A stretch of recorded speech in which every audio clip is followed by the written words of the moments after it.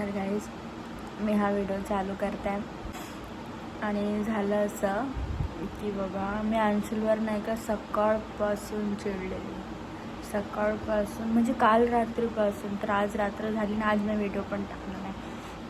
खूप चिडले, म्हणजे बोललीच नाही, काहीच नाही, लक्ष पण दिलं नाही, अजिबात बोलले नाही, रडतच होते मी सारखी.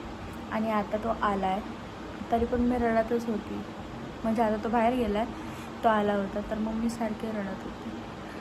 मग त्याने मला मनवायला काय केलं तर मला दाखवू का? दाखव. त्याने घेऊन आला. आता मी कसं काय अशी चिडू, काय करू, काही समजत नाही. तो आता गेलाय बाहेर. म्हणजे मी रडत होते, रडता रडता त्याने मला दिलंय आणि मी डायरेक्ट हसायला लागली, म्हणजे मी किती पागल. जाऊ द्या, तो आहे नाही घरात, तो गेला. म्हणजे मी आत्ता पण रडत होते, आत्तापर्यंत रडत होते. हे पाहून मी पिघलले, लिटरली पिघलले. म्हणजे एवढं चांगला.